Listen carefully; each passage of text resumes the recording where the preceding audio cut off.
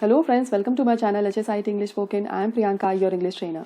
In our channel, we learn basic English skills through Hindi, and in today's video class, we are going to learn about punctuations. So friends, जैसा कि आप जानते ही हैं कि अपने इस चैनल पर हम सीखते हैं इंग्लिश लैंग्वेज बिल्कुल बेसिक से, और वो भी हिंदी के थ्रू। और आज के इस वीडियो क्लास में हम सीखने वाले हैं अबाउट पंक्चुएशंस, जिसे हम हिंदी भाषा में कहते हैं विराम चिन्ह। फ्रेंड्स, जब भी हम कोई पैराग्राफ रीड कर रहे होते हैं या फिर कोई स्टोरी कह रहे होते हैं, तो हम एक प्रॉपर इंटरवल पे अपने आप को पॉज देते हैं ताकि हमारे आइडियाज़, हमारे थॉट्स सुनने वाले को क्लियर हो सके।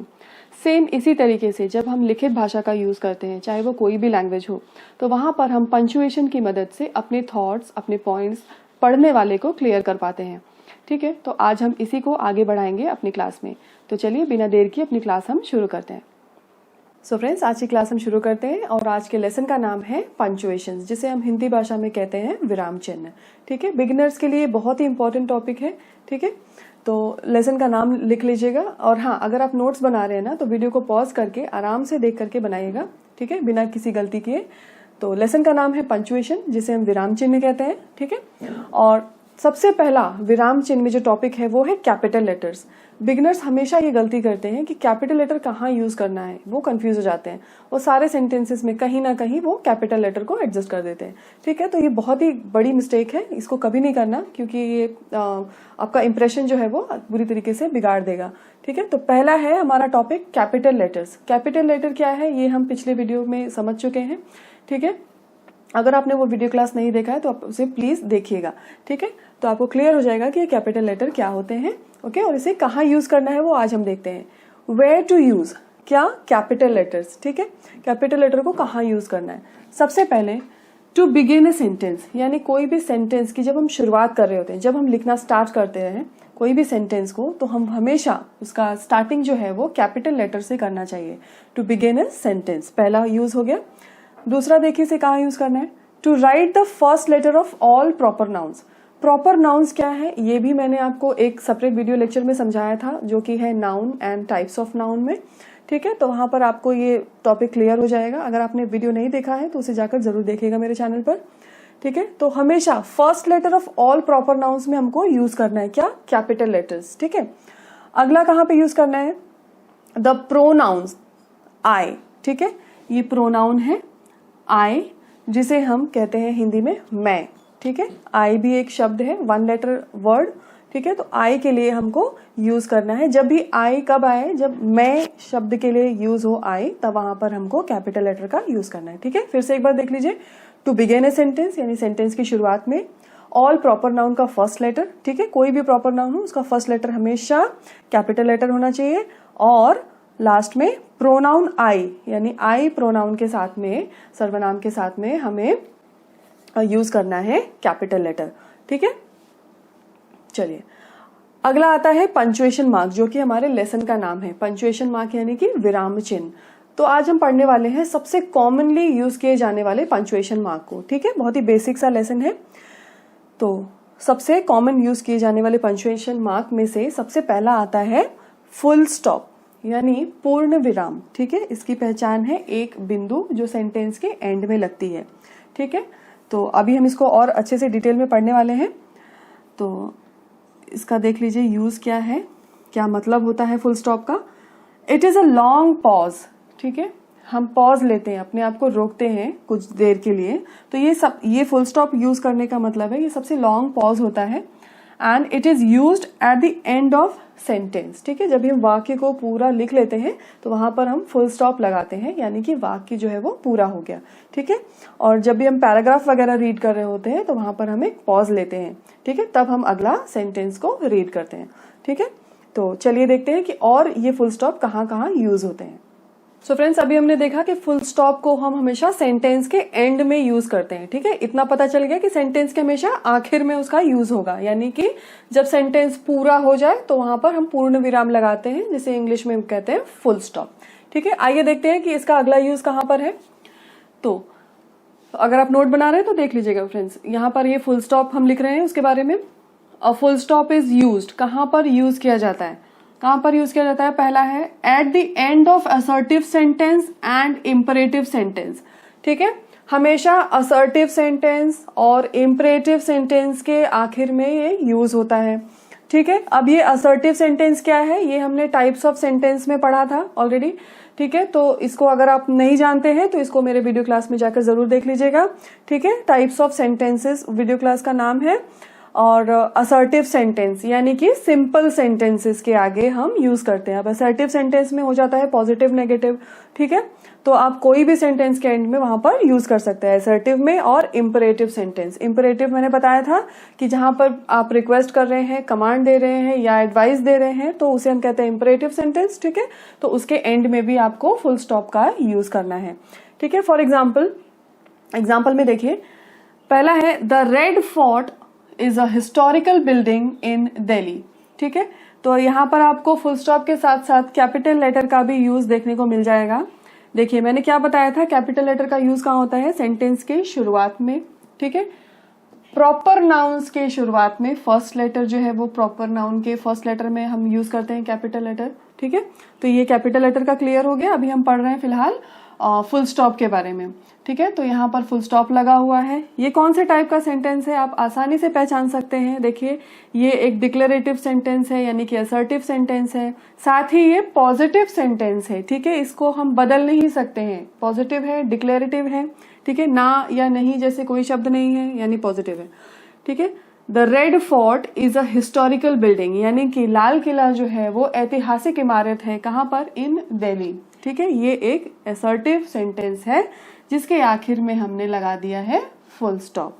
ठीक है, तो आप यहाँ पर लिख लीजिएगा कि ये असर्टिव है और असर्टिव में पॉजिटिव है। ठीक है, सकारात्मक वाक्य है। ठीक है, अगला सेंटेंस देखिए, यानी example, we don't know where she lives. ठीक है, हमें नहीं पता कि वो कहाँ रहती है। ठीक है, तो ये हो गया नेगेटिव, क्योंकि यहाँ पर हमें डोंट जैसा, नहीं जैसा शब्द सुनाई देता है।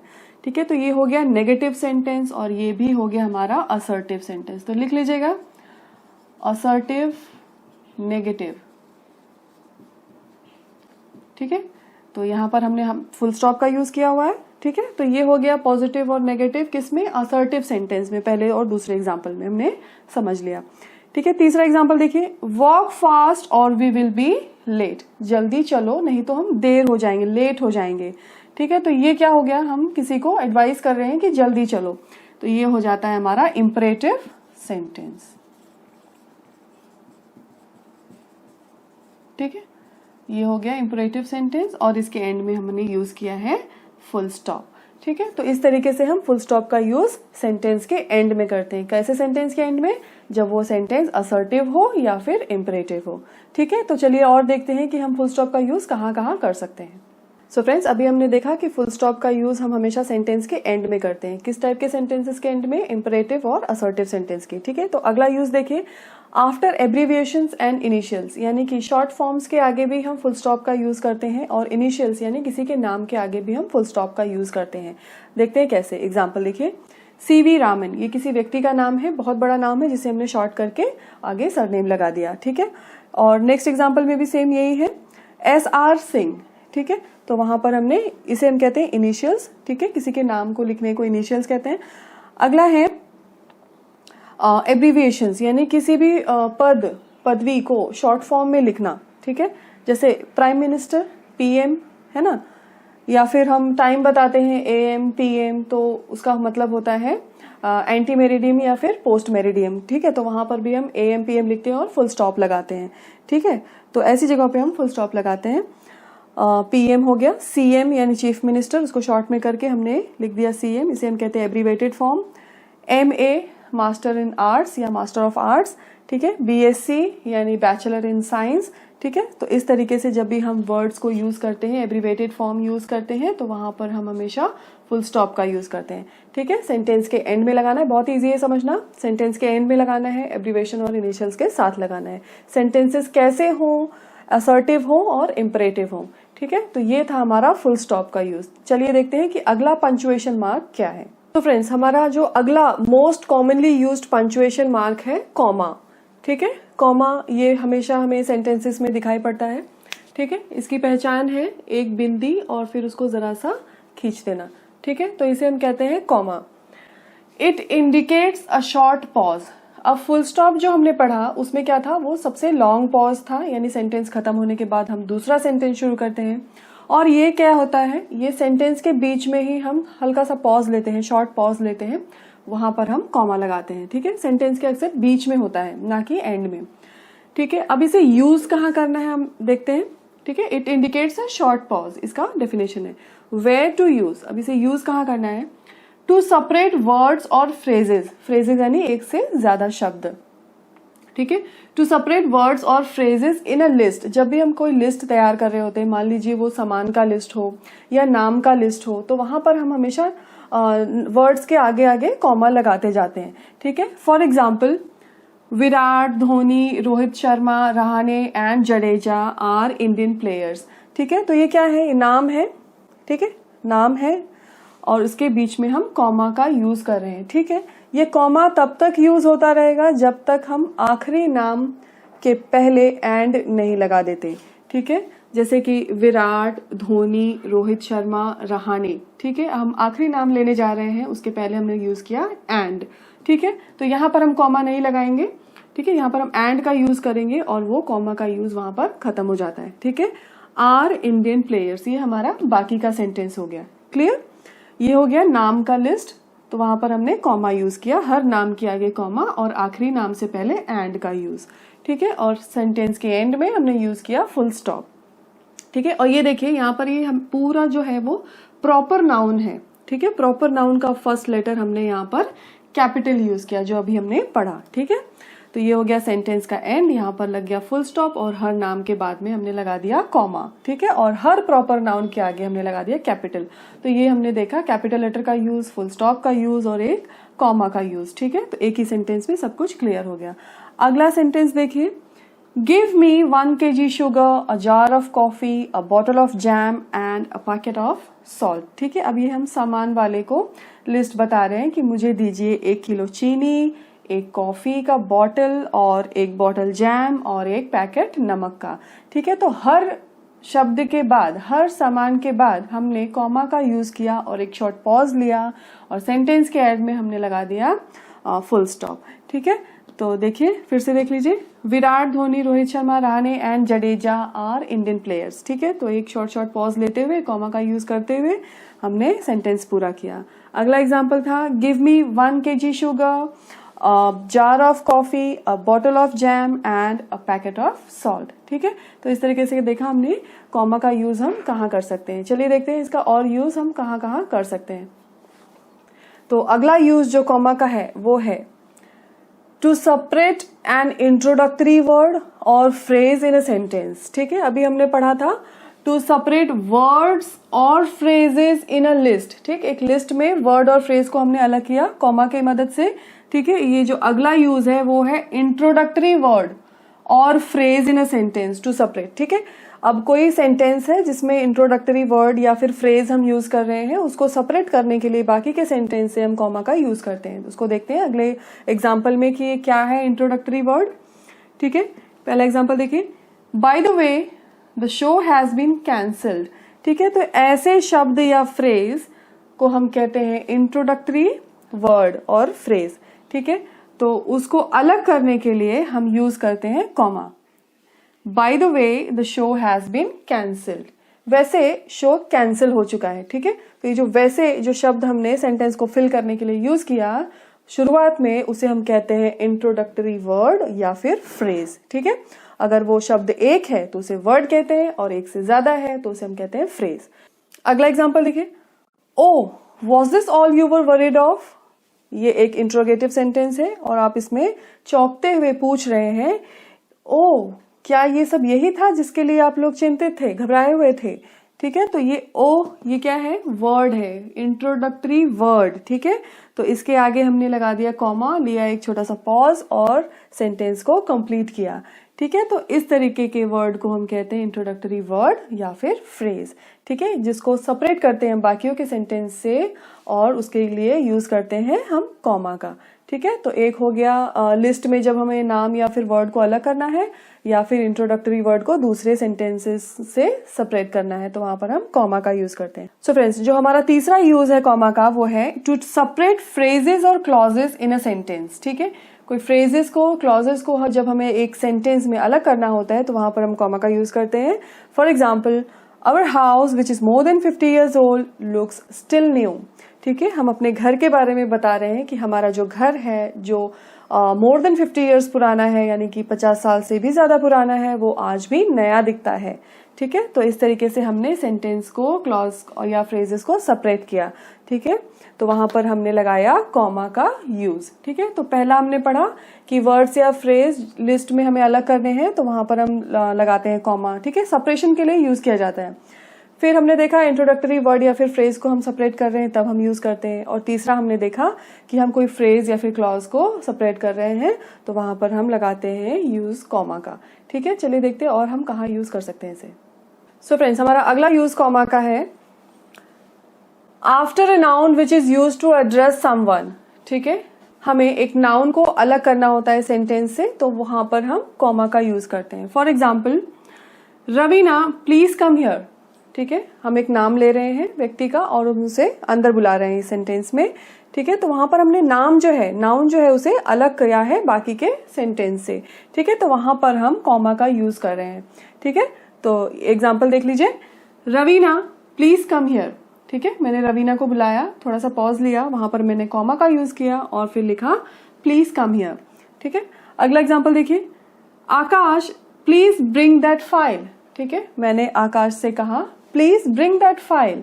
ठीक है, तो मैंने यहाँ पर क्या किया है, नाउन को बाकी के सेंटेंस से अलग कर दिया है और उस अलग करने के लिए हम यूज करते हैं कॉमा का. ठीक है, सो फ्रेंड्स, जो अगला यूज है कॉमा का वो है to separate question tag from the rest of sentence. यानी क्वेश्चन टैग को अलग करने के लिए हम यूज करते हैं कॉमा का. एग्जाम्पल देखिए, Shimla is a pleasant city, comma isn't it. ठीक है, तो ये क्वेश्चन टैग का सेंटेंस है तो वहां पर हम क्वेश्चन टैग को अलग करने के लिए ऐसे शब्दों को कहा जाता है क्वेश्चन टैग. ठीक है, यानी हेल्पिंग वर्ब के साथ नॉट लगा करके प्रोनाउन का यूज करना. ठीक है, तो वहां पर हम उसे अलग करने के लिए कॉमा का यूज कर रहे हैं. सो फ्रेंड्स, अगला जो यूज है वो है आफ्टर ए रिपोर्टिंग वर्ब. ठीक है, जब रिपोर्टिंग वर्ब जैसे वाक्य आते हैं तो वहां पर हम कॉमा लगा करके उसे सेंटेंस से अलग करते हैं. रिपोर्टिंग वर्ब यानी वो वाक्य किसने कहा, ठीक है, जिसके द्वारा वो कहा गया है उसे कहते हैं रिपोर्टिंग वर्ब. ठीक है, एग्जाम्पल देखिए, mother said do your homework before evening. माँ ने कहा, किसने कहा, माँ ने. तो वहां पर हमने माँ के कहने को सेपरेट किया कॉमा के यूज से. ठीक है, और बाकी उसने क्या कहा वो हमने इन्वर्टेड कॉमा में लिख दिया. ठीक है, डबल इन्वर्टेड कॉमा में. तो ये हो गया हमारा कॉमा का यूज. ठीक है, तो हमने देखा कि सेंटेंस में या लिस्ट में जब भी हमें कोई नाम या फिर कोई वर्ड को सेपरेट करना है वहां पर हम यूज करते हैं कॉमा. ठीक है, फिर उसके बाद हमने देखा इंट्रोडक्टरी वर्ड या फिर फ्रेज को अलग करने के लिए हम कॉमा का यूज करते हैं. ठीक है, या फिर नाउन को सेंटेंस से अलग करने के लिए करते हैं या फिर क्लॉजेस को या फ्रेजेस को अलग करने के लिए सेम सेंटेंसेस में हम कॉमा का यूज करते हैं या फिर क्वेश्चन टैग के लिए यूज करते हैं, है ना, और या फिर हम रिपोर्टिंग वर्ब्स को अलग करने के लिए कॉमा का यूज करते हैं. चलिए देखते हैं कि और मोस्ट कॉमनली यूज्ड पंक्चुएशन क्या है. फ्रेंड्स, हमारा अगला most commonly used punctuation mark है क्वेश्चन मार्क. ठीक है, बहुत ही इजी है. क्वेश्चन है, सेंटेंस है, क्वेश्चन वाले सेंटेंस है, वहां पर हमने क्वेश्चन मार्क लगाना होता है. ठीक है, इसको देख लीजिए.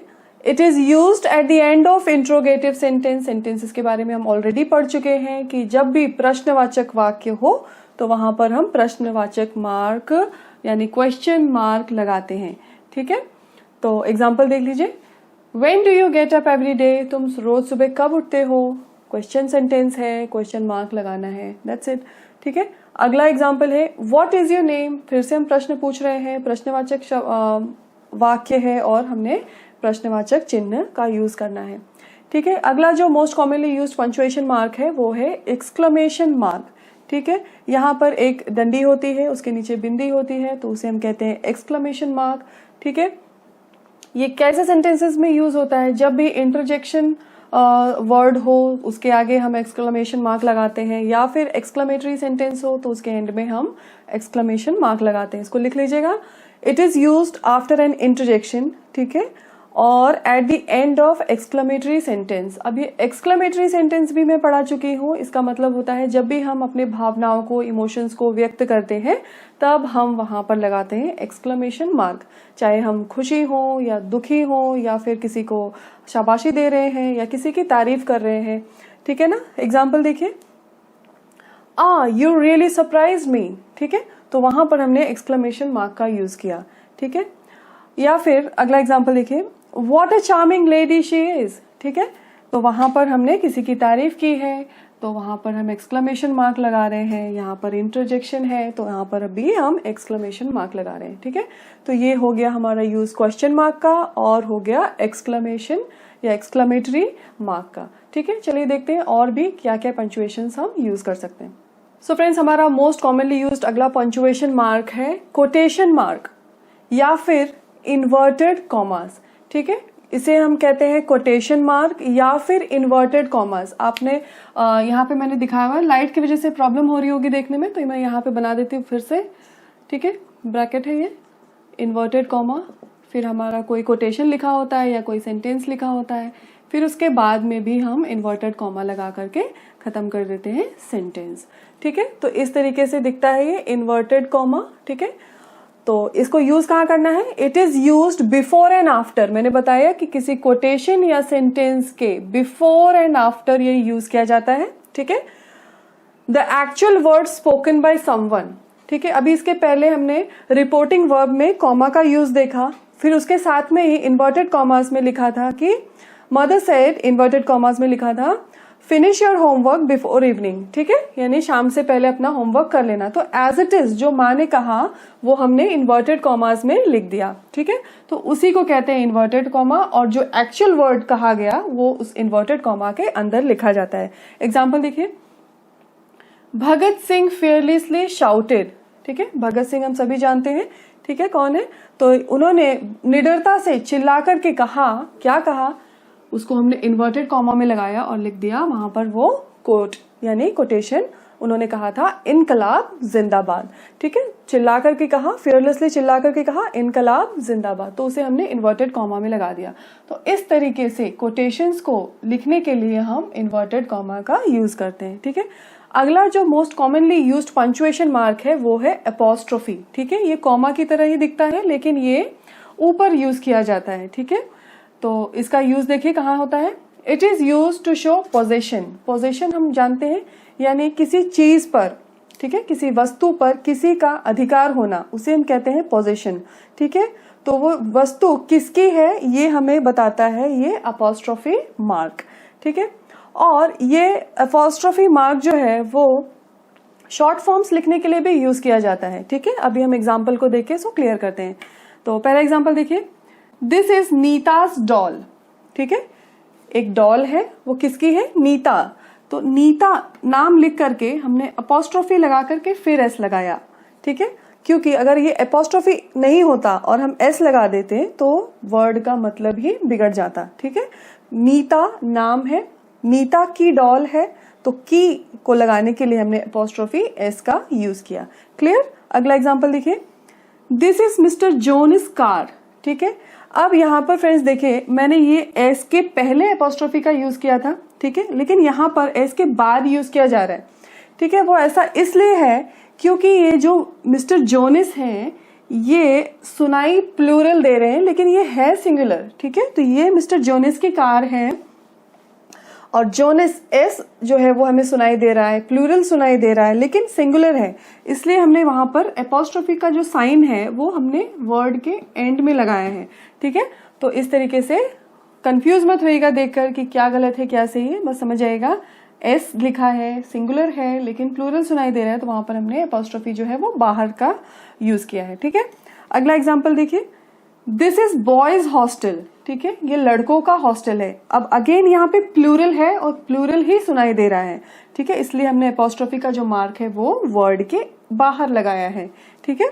तो ये हो गया कंफ्यूजन दूर कि जब भी प्लूरल हो तो वहां पर हम एपोस्ट्रोफी का मार्क बाहर यूज करते हैं, ठीक है। अगला एग्जाम्पल देखिए, this is that boys book, ये उस लड़के की बुक है, ठीक है। अब यहाँ पर सिंगुलर है, ठीक है, इसलिए हम अपोस्ट्रोफी का जो मार्क है वो अंदर यूज करके बाहर एस लगा रहे हैं कि वो उस लड़के का बुक है। ठीक है, तो this is that boys book. Clear? जब भी सुनाई सिंगुलर हो सिंगुलर और सुनाई प्लूरल दे, वहां पर हम बाहर यूज करेंगे। जहां पे सिंगुलर है तो अंदर यूज करेंगे, और प्लूरल है, प्लूरल दिखाई भी दे रहा है, प्लूरल सुनाई भी दे रहा है, तो वहां पर हम अपोस्ट्रोफी मार्क बाहर यूज करेंगे। ठीक है, अभी मैंने आपको बताया कि ये शॉर्ट फॉर्म्स लिखने के लिए भी यूज किए जाते हैं। ठीक है, जैसे आई एम ए गर्ल, तो वहां पर आई एम को जब हम लिखते हैं तो वहां पर शॉर्ट करके अपोस्ट्रोफी का यूज करते हैं, तो ए हट करके अपोस्ट्रोफी मार्क लग जाता है और हम कुछ इस तरीके से लिखते हैं।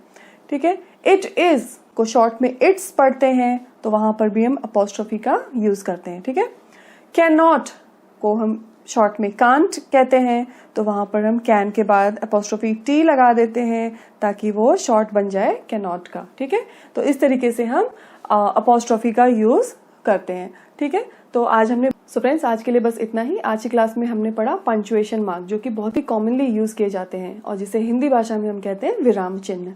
ठीक है, होप आपको ये वीडियो अच्छा लगा हो। अगर पसंद आया है तो इसे लाइक और शेयर जरूर कीजिएगा। अगर आप मेरे चैनल पर नए हैं तो इसे सब्सक्राइब करना मत भूलिएगा और बेल आइकॉन तो जरूर प्रेस कर दीजिएगा ताकि आपको मेरे आने वाले लेटेस्ट वीडियो की नोटिफिकेशन मिल सके।